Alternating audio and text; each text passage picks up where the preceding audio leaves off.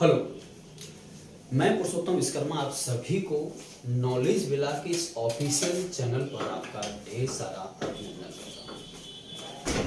मैं पुरुषोत्तम विश्वकर्मा उसी श्रृंखला को आगे बढ़ाते हुए आए हैं। हमने आपको इससे पहले गणित का या संख्या पद्धति का एक लेक्चर अपलोड कर दिया है, आप जाकर उसको देख सकते हैं। यदि नहीं देखा है तो पहले आप वही लेक्चर देख करके आएं ताकि चीज़ों को एक क्रमागत ढंग से पढ़ सकें। तो अगर हम आपसे कहें कि हमने पिछले लेक्चर में कितना अध्ययन कर लिया था, तो मैंने ये 3-4 चीज़ें लिखी हुई हैं। हमने पिछले लेक्चर में केवल वास्तविक संख्याओं को, काल्पनिक संख्याओं को और इन दोनों से बनने वाली सम्मिश्र संख्याओं को हमने अध्ययन किया हुआ था। आज अध्ययन करना है वास्तविक संख्याएं दो पार्ट से डिवाइड हो जाती हैं या दो पार्ट में डिवाइड हो जाती हैं। नंबर 1 परिमेय नंबर या परिमेय संख्याएं, इन्हें हम इंग्लिश में रेशनल नंबर कहते हैं। क्या कहते हैं प्यारे बच्चों? रेशनल नंबर कहते हैं। और दूसरे को इरेशनल नंबर कहते हैं। क्या कहते हैं? इरेशनल नंबर कहते हैं। परिमेय संख्याएं और अपरिमेय संख्याएं 2 टाइप्स की होती हैं। इनकी परिभाषाएं क्या हैं? पहले हम इनकी परिभाषाओं को समझते हैं, उसके बाद में आते हैं इनके एग्जाम्पल को समझते हैं। तो सबसे पहले आते हैं परिमेय संख्याओं के बारे में। तो मैं लिख सकता हूं कि वे संख्याएं जिनको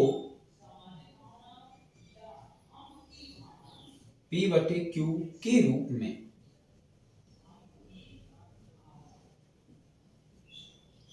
लिख सकते हैं या परफॉर्म कर सकते हैं, लिख सकते हैं या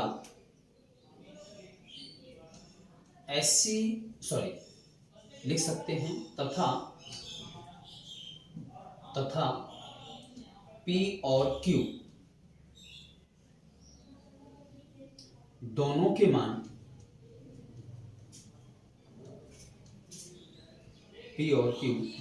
मान पूर्णांक होते हैं।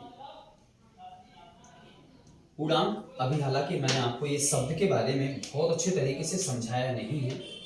इसका वास्तविकता में क्या अर्थ होता है पहले हम आपको उसको समझाएंगे, इसके बाद में परिमेय तक आते हैं। पूर्णांक होते हैं और Q का मान कभी भी 0 नहीं होना चाहिए। ये दो शब्द होते हैं कि P तथा Q दोनों के मान पूर्णांक होना चाहिए और Q का मान कभी भी 0 नहीं होना चाहिए। उन सभी संख्याओं को हम क्या कहते हैं? परिमेय संख्याएं कहते हैं। और बाकी जो भी परिमेय संख्या से बच जाती हैं या जो परिमेय संख्या की परिभाषा को फॉलो नहीं करते हैं, वो सब के सब अपरिमेय संख्या कहलाती हैं।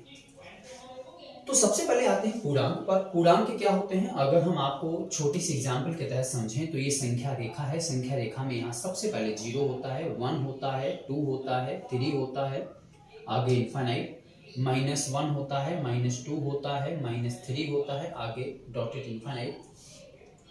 अब अगर हम देखें तो आपने किसी भी एक नंबर के बीच में, चलिए मैं 1 और 2 के बीच में ले लेता हूं। अगर मैं 1 और 2 को जूम आउट करूं, अगर शायद 3D मोड में होता और इसको अगर हम जूम आउट करते तो आपने देखा होगा इनके बीच में छोटे छोटे 10 कॉलम होते हैं। छोटे छोटे क्या होते हैं? 10 कॉलम होते हैं। और हर एक कॉलम की विशिष्ट पहचान होती है। हर एक कॉलम की एक विशिष्ट पहचान होती है। जैसे अगर हम आपसे कहें तो ये तो देखो मुझे पता है कि 1 है और ये मुझे पता है कि 2 है, लेकिन इनके बीच में जो 10 कॉलम है इस तरीके से हर एक कॉलम की एक विशिष्ट पहचान होती है। जैसे ये है 1.1, ये है 1.2, ये है 1.3, ये है 1.4, ये है 1.5, ये है 1.6। इस तरीके से हर एक कॉलम की एक विशिष्ट पहचान होती है।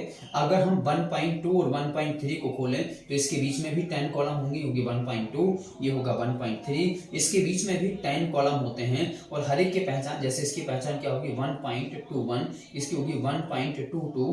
तो आप ये बताएं इन संख्याओं को जो इनके अंदर पाई जाती हैं, इन सभी संख्याओं को हम डेसिमल नंबर कहते हैं या दशमलव संख्याएं कहते हैं। क्या कहते हैं प्यारे बच्चों? दशमलव संख्याएं कहते हैं या डेसिमल नंबर कहते हैं। अब आप ही बताएं पूर्णांक की जो परिभाषा होती है, मैं आपको बता ही देता हूं। पूर्णांक समझने की कोशिश करना। इसका तात्पर्य है पूर्ण धन अंक। पूर्ण धन अंक का तात्पर्य होता है पूर्ण का तात्पर्य है पूरा और अंक का तात्पर्य है डिजिट, यानी जो पूरा डिजिट होता है उसका नाम पूर्णांक होता है। जैसे एग्जांपल मैं आपको लिख दूं कि 3 और 3.7, इन दोनों में पूरा कौन है और अधूरा कौन है, तो आपके आंसर 3 पूरा है और 3.7 क्या है, अधूरा है। इसमें अधूरेपन का एहसास हो रहा है, तो पूर्णांक 3 कहलाएगा, ना कि 3.7। तो चलिए आप ये बता दीजिए पूर्णांक की जो परिभाषा होती है वो ये होती है कि जो संख्या रेखा पर स्पष्ट रूप से दिखाई देते हैं उनका नाम पूर्णांक होता है, और जो संख्या रेखा पर स्पष्ट रूप से नहीं दिखाई देते हैं उनका नाम पूर्णांक नहीं होता, उनका नाम अपूर्णांक होता है या दशमलव संख्याएं होता है। तो ये सारी इनके जो अंदर पाई जाती हैं, इन दोनों के बीच में ढेरों अनंत संख्या पाई जाती हैं, उस संख्या रेखा पर अनंत पूर्णांक पाए जाते हैं। तो पूर्णांक के बारे में निश्चित तौर पर आप समझ गए होंगे कि पूर्णांक क्या है और अपूर्णांक क्या है या दशमलव संख्याएं क्या है। तो हमने एग्जाम्पल लिखा, एग्जाम्पल क्या है, जैसे मैंने लिखा 3। अब आप कहेंगे सर 3 p/q के रूप में होता है क्या, बिल्कुल होता है। 3 के अपॉन में 1 लिख दीजिए। मैंने लिखा 5/2 बिल्कुल है। मैंने लिखा माइनस का 2/6 बिल्कुल है। देखो एक नेगेटिव हो गया एक पॉजिटिव हो गया। हमने पूर्णांक शब्द लिखा है ना कि नेगेटिव लिखा, और हमने पॉजिटिव लिखा। दोनों नेगेटिव हो सकते हैं, दोनों पॉजिटिव हो सकते हैं। ऊपर का नेगेटिव नीचे का पॉजिटिव हो सकता है, ऊपर पॉजिटिव नीचे नेगेटिव हो सकता है, कुछ भी हो सकता है। इस चीज को आप सभी को याद रखना है। आगे चलते हैं प्यारे बच्चों। हमने फिर लिखा और एग्जाम्पल लिख दिया, जैसे कि माइनस का 3.5। अब आप कहेंगे सर ये 3.5 अधूरा है, निश्चित तौर पर। तो आप ये बताइए क्या दशमलव हटा के नीचे 10 लिखा जा सकता है क्या, बिल्कुल लिख सकते हैं। तो आप दशमलव हटा दीजिए तो इसको लिख सकते हैं 35 माइनस का बटे में 10। तो आप ये बताइए क्या 35 माइनस का 35 इस तरफ आप बढ़ते जाएंगे तो कहीं ना कहीं आपको मिलेगा क्या, और 10 इस तरफ जब आप बढ़ते जाएंगे तो कहीं ना कहीं मिलेगा क्या। तो इस संख्या रेखा पर जो भी कुछ पाया जाता है वो सब कुछ पूर्णांक होता है, याद रखना। फिर हमने लिखा 2.33, ये भी पूर्णांक है। इसको पूर्णांक नहीं है लेकिन बनाया जा सकता है, क्योंकि अगर आप पॉइंट हटा दीजिए तो नीचे क्या आ जाएगा, 100 आ जाएगा, और 100 आते ही ऊपर बनेगा 233 यानी 233, और 233 अपने आप में एक पूर्णांक होता है। इसके बाद में आते हैं कुछ ऐसी संख्याएं जो हमने लिखा 3.67676767, ये हम आपको पिछली क्लास में भी बता चुके हैं। प्यारे बच्चों यदि आपने हमारी पिछली क्लास नहीं देखी है तो उस पिछली क्लास को देख करके जरूर आएं, ताकि आपको आने वाली क्लास बहुत अच्छे तरीके से समझ में आ सके। अगर आप ये क्लास देखने के लिए बैठे हैं तो मत बैठिए, आप पहले पिछली क्लास को देख करके आइए। तो चलिए मैं आपको बताता हूं, इनको हम कहते हैं आवर्त दशमलव भिन्न कहते हैं। आवर्त का तात्पर्य होता है जो बार बार जिसमें नंबर जो दशमलव वाली संख्या होती है वो रिपीट होती है, उनको हम आवर्त कहते हैं। आवर्त शब्द आवृत्ति से आया है, आवृत्ति शब्द बारंबारता से आया है। क्लियर है। हम इनको p/q के रूप में लिख सकते हैं, ये हम पिछली क्लास में आपको बता चुके हैं कि इसको p/q के रूप में लिख सकते हैं। अगर हम यहाँ पर आपको लिखना सिखाएंगे तो अपन लोग मुद्दे से भटक जाएंगे, जो हम पढ़ रहे थे वो हम नहीं पढ़ पाएंगे। तो आप इतना याद रखिए कि जो मैं आपको बता रहा हूँ बिल्कुल सही है, बिल्कुल आप इसे p/q के रूप में लिख सकते हैं। चलिए आगे आते हैं।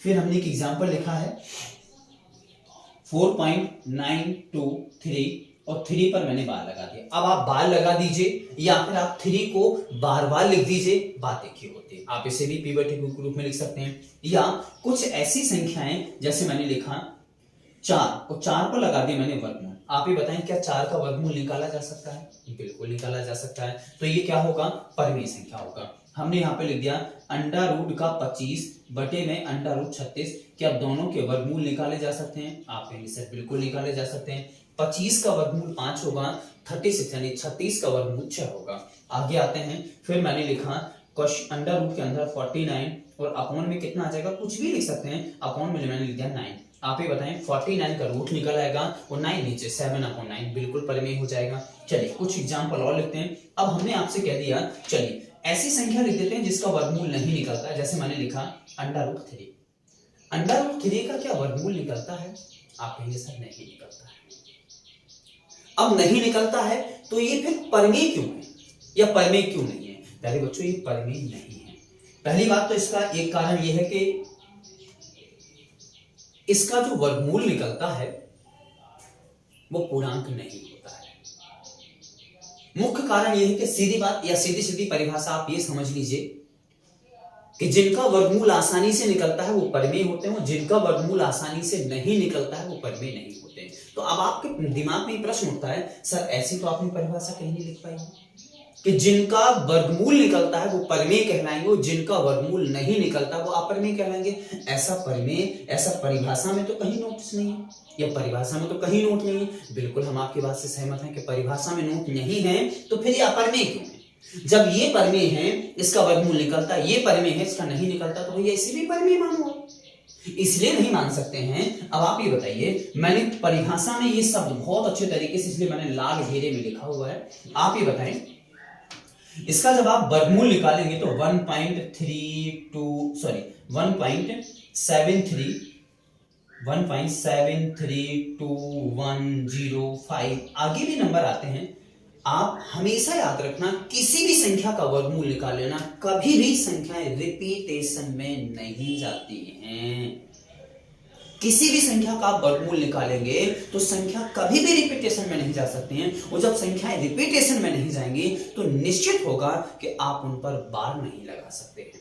और जब जिन संख्याओं पर आप बार नहीं लगा सकते हैं, हमने आपको बताया कि इसे आप p बटे q के रूप में लिख सकते हैं। उसका मुख्य कारण यह है कि आप इसे 3.67 इन दो के ऊपर बार लगाते हैं। जिन पर बार लगाया जा सकता है या जिन पर बार लगता है उन्हें p बटे q के रूप में लिख सकते हैं, और जिन पर बार नहीं लगता है उन्हें आप p बटे q के रूप में नहीं लिख सकते हैं। और p बटे q के रूप में नहीं लिख सकते हैं तो निश्चित तौर पर है कि वो परिमेय नहीं, कौन सी कहलाएंगी? अपरिमेय। जिन्हें p बटे q के रूप में लिख सकते हैं उनका नाम परिमेय है। अब आप ये बताएं, ये कभी भी कोई भी अंक, यहां आगे डॉटेड ढेर सारे अंक आते हैं और ये कभी भी रिपीट नहीं होते हैं। जब ये रिपीट नहीं होंगे, सिंपल सी बात, तो इन पर बार नहीं बार नहीं आएगा तो इन्हें p बटे q के रूप में नहीं लिखा जाएगा, और जब p बटे q के रूप में नहीं लिखा जाएगा तो निश्चित तौर पर क्या होगा? ये परिमेय नहीं होगा। ये क्या होगा? अपरिमेय होगा।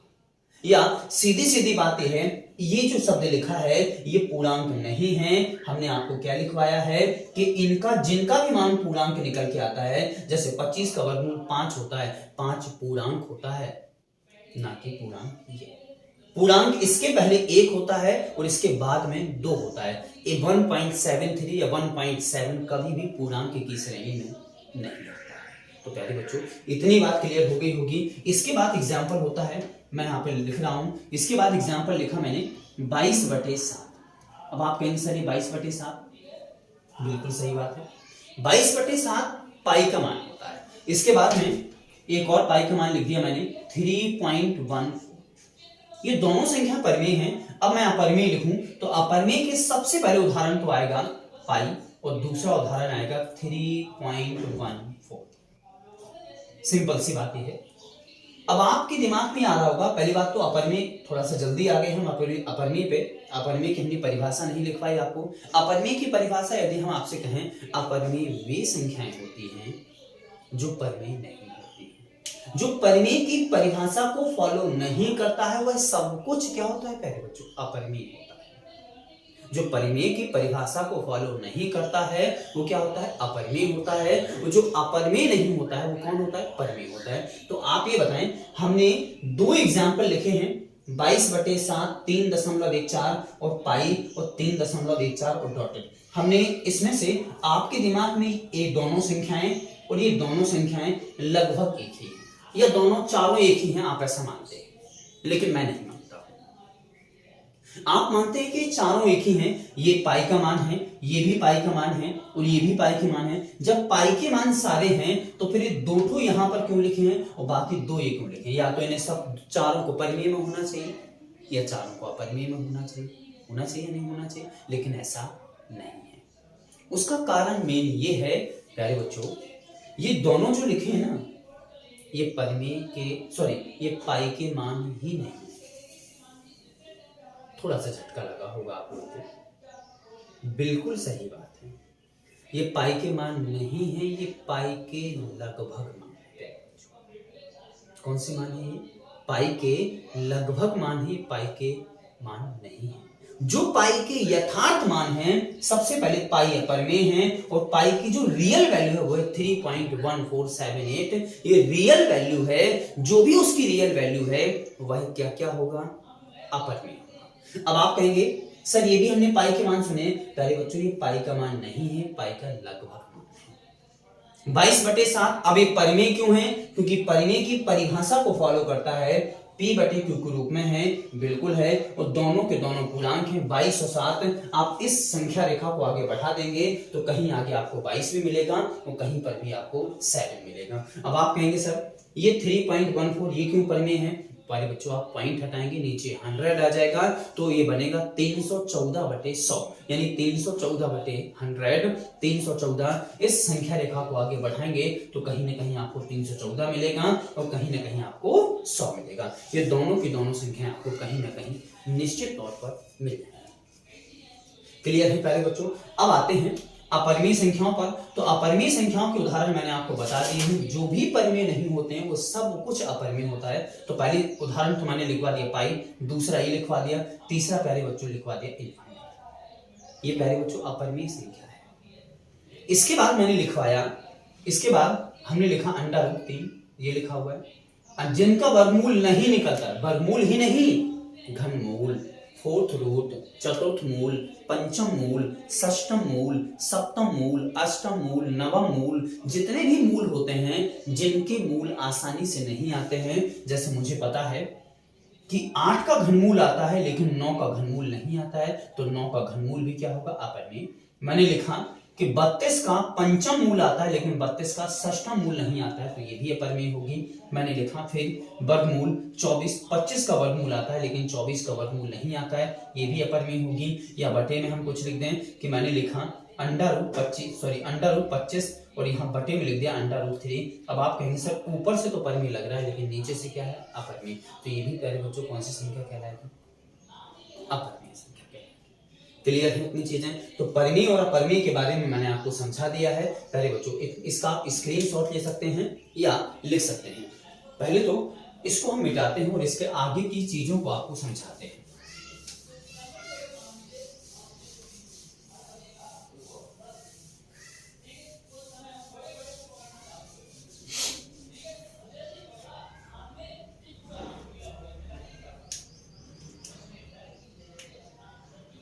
इसके बाद परिमेय संख्याएं 2 प्रकार से डिवाइड हो जाती है। नंबर 1 दशमलव संख्याएं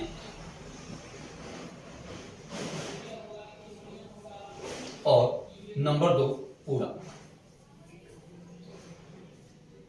2 तरीके से डिवाइड हो जाती है, दशमलव संख्याएं और पूर्णांक। दशमलव संख्याएं 3 प्रकार से डिवाइड होती हैं। नंबर 1 शांत दशमलव, अशांत दशमलव और फिर अशांत दशमलव। अशांत 2 प्रकार का होता है, अशांत की कैटेगरी 2 प्रकार की होती है। नंबर 1 आवर्ती और नंबर 2 अनावर्ती। दशमलव 2 प्रकार का होता है। पूर्णांक की अगर बात करें तो पूर्णांक भी 3 प्रकार से डिवाइड होता है। नंबर 1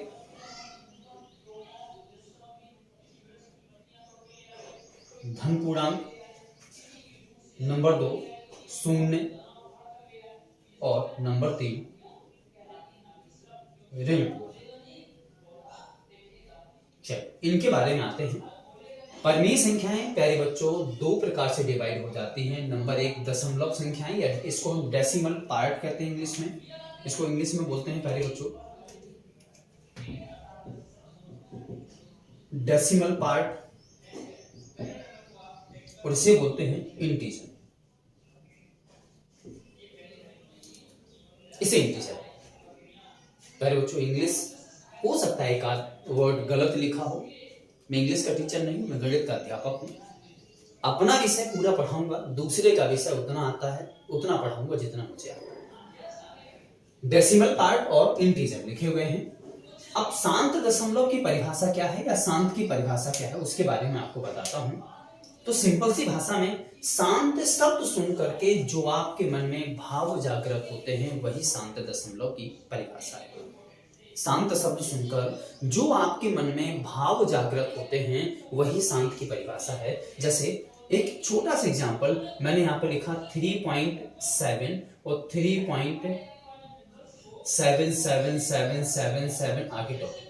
आपके दिमाग में स्पष्ट रूप से दिखाई दे रहा होगा और दिमाग एक इंडिकेट भी दे रहा होगा कि शांत कौन है और अशांत कौन है। अशांत मतलब जिसे शांति नहीं है और शांत मतलब जो बिल्कुल शांत है, अपनी जगह में बैठा हुआ है बिल्कुल शांति से। तो निश्चित तौर पर आप ऊपर वाले को शांत कहोगे और नीचे वाले को अशांत कहोगे। तो शांत की परिभाषा ये है कि दशमलव के बाद आने वाले अंक निश्चित हों और उनकी गिनती भी निश्चित हो। गिनती का तात्पर्य है उनकी जो फ्रीक्वेंसी है वो भी निश्चित हो। जैसे मैंने एग्जाम्पल लिखा, एग्जाम्पल में 2-3 एग्जाम्पल यहां लिखे देता हूं प्यारे बच्चों। तो मैंने लिखा 3.94 शांत हो गया। फिर मैंने लिखा 0.234 शांत हो गया। फिर मैंने एग्जाम्पल लिखा 0.773 ये भी शांत हो गया। इसके आगे डॉटेड वाले शब्द नहीं आते। इसके बाद ये दोनों अशांत हैं, लेकिन अशांत के साथ ये आवर्ती है और अशांत के साथ ये अनावर्ती। जैसे एग्जाम्पल लिखा मैंने 0.67, फिर हमने लिखा 7777। ये अशांत है, लेकिन अशांत के साथ साथ क्या है, आवर्ती। आवर्ती का मतलब है कि कोई एक निश्चित अंक बार बार आ रहा है। अशांत ये भी है लेकिन अनावर्ती है। तो मैंने लिखा 0.6723059234 कुछ भी वगैरह वगैरह। यानी अशांत आवर्ती में और अशांत अनावर्ती में यदि हम इन दोनों की परिभाषा बताएं तो निश्चित तौर पर आप इसके बाद क्या आएगा ये आप बता सकते हैं, लेकिन इसमें इसके बाद क्या आएगा ये आप नहीं बता सकते। तो ये अशांत आवर्ती है। आवर्ती का मतलब जो बारंबारता से बना हुआ है। और अनावर्ती है, अनावर्ती में भी आवृत्ति है लेकिन इसमें कुछ निश्चित अंक नहीं आते हैं, अनिश्चित अंक अनिश्चित बार आते हैं। इसमें क्या है, अंक फिक्स हो चुके हैं कि 6 है एक बार और 7 इतनी बार है कि आपकी उम्र खत्म हो जाएगी, लेकिन आप 7 खत्म नहीं कर पाएंगे। 7 अनंत बार है लेकिन 6 एक बार है। और इसमें जितने भी अंक लिखे गए हैं सब के सब अनंत बार हैं। 6 भी अनंत बार, 7 भी पता नहीं कितनी बार आएगा, 3 पता नहीं कितनी बार आएगा, 4 पता नहीं कितनी बार आएगा। इसमें अनगिनत अंक भी अनिश्चित हैं और उनकी गिनती भी अनिश्चित है। यहां पर अंक निश्चित हैं लेकिन उनकी गिनती क्या है प्यारे बच्चों, अनिश्चित है। तो क्या इतनी चीजें आप सभी मिलकर समझ पाए हैं या नहीं समझ पाए हैं? इन 2 की चीजों के बारे में मैं आपको लिख देता हूं कि शांत दशमलव का इसका भिन्नात्मक, इसको आप भिन्न में बदल सकते हैं, यानी इसका भिन्नात्मक परिवर्तन संभव है। ये ऐसे भिन्न में आप बदल सकते हैं। चलिए, इसका भिन्नात्मक परिवर्तन होता है। इसके बाद में अशांत दशमलव का भी भिन्नात्मक परिवर्तन, इसका भी भिन्नात्मक परिवर्तन होता है, लेकिन इसका भिन्नात्मक परिवर्तन संभव नहीं होता है। इसको मैंने क्रॉस कर दिया है। अशांत आवर्ती को आप भिन्नात्मक यानी भिन्न में आप बदल सकते हैं, अशांत अनावर्ती को आप भिन्न में नहीं बदल सकते किसी भी कीमत पर। इसलिए ये वाली संख्या मैं फिर से लिख देता हूं कि ऊपर वाली ये संख्या परमेय होती है। कौन सी कैटेगरी में जाती है? ये परमेय होती है। ये वाली संख्या भी परमेय होती है, जबकि ये वाली संख्या प्यारे बच्चों कैसी होती है? क्योंकि इसका भिन्नात्मक परिवर्तन नहीं होता है, इसलिए संख्या कैसी होती है प्यारे बच्चों? अपरिमेय। क्लियर हुई चीजें या नहीं हुई हैं? इसके बाद में आते हैं इंटीजर। इंटीजर बेटा जो हमने आपको बताए हैं कि जो संख्या रेखा होती है, चलिए मैंने यहाँ पे लिखा 0, यहाँ 1, यहाँ 2, यहाँ 3, यहाँ बेटा -1, यहाँ -2, यहाँ -3, आगे इस तरफ डॉटेड और आगे इस तरफ डॉटेड। समझने की कोशिश करना। धन पूर्णांक की बात, शून्य की बात, ऋण पूर्णांक की बात। तो आप ही बताएं, धन पूर्णांक जितने भी बेटा इसमें प्लस प्लस के होते हैं वो सारे धन पूर्णांक होते हैं। जिसमें जितने इसमें नेगेटिव वाले होते हैं, माइनस चिन्ह वाले होते हैं, वो ऋण पूर्णांक होते हैं और बीच में होता है बेटा शून्य। तो अगर हम धन पूर्णांक की बात करें तो बेटा 1, 2, 3, 4 आगे डॉटेड, ये सारे के सारे धन पूर्णांक होते हैं। इसके बाद होता है शून्य, ये शून्य होता है और ऋण पूर्णांक -1, -2, -3, -4, इस तरीके से सारी संख्याएं क्या होती हैं प्यारे बच्चों, ऋण ये धन पूर्णांक हैं, ये ऋण पूर्णांक हैं और ये शून्य है। और धन पूर्णांक का ही दूसरा नाम बेटा क्या होता है, प्राकृतिक संख्याएं। इसका नाम क्या होता है, दूसरा नाम प्राकृतिक संख्याएं, या इसी को प्यारे बच्चों हम क्या कहते हैं, नेचुरल नंबर कहते हैं। क्या कहते हैं प्यारे बच्चों, नेचुरल नंबर कहते हैं। या इंग्लिश में अगर इसकी बात करें तो इसे बेटा पॉजिटिव इंटीजर कहते हैं, इसे बेटा जीरो कहते हैं और इसे बेटा नेगेटिव इंटीजर कहते हैं। समझ में आ गया हो। इसे बेटा टर्मिनेटिंग, इसे नॉन टर्मिनेटिंग और इसे भी नॉन टर्मिनेटिंग, इसे बेटा रिकरिंग और इसे नॉन रिकरिंग कहते हैं। क्लियर है चीजें। इंग्लिश भी शब्दावली मैंने आपको बता दी है। तो प्यारे बच्चों आज के लेक्चर में इतना ही। पहले आप स्क्रीनशॉट ले लीजिए, इसको बहुत अच्छे तरीके से नोट कर लें सभी लोग। और आज के लेक्चर में प्यारे बच्चों इतना ही। और आज की क्लास कैसी लगी है आपको कमेंट के माध्यम से हमें जरूर अवगत कराना है। कितना समझ में आया हो और कितना समझ में नहीं आया है आप हमें कमेंट के माध्यम से प्यारे बच्चों जरूर बताएं। तो कैसी रही आज की क्लास ये कमेंट के माध्यम से बताएं। और एक निवेदन जरूर रहेगा आप सभी से, यदि आप हमसे पढ़ने के लिए बैठते हैं तो क्लास निश्चित तौर पर आपको शेयर जरूर करना है। चैनल पर आप नए हैं तो लाइक करना है, सब्सक्राइब करना है और बेल आइकन का बटन को जरूर प्रेस कर देना है। और मैं आपको बता दूं, यदि आप चैनल पर नए हैं तो सब्सक्राइब करने के बाद में आपको इस वीडियो को 1-2 मित्रों में, आपको सहेलियों में जरूर शेयर करना है। तो आप सभी का वीडियो को देखने के लिए ढेर सारा धन्यवाद। मिलते हैं अगले नेक्स्ट लेक्चर में। चलिए धन्यवाद।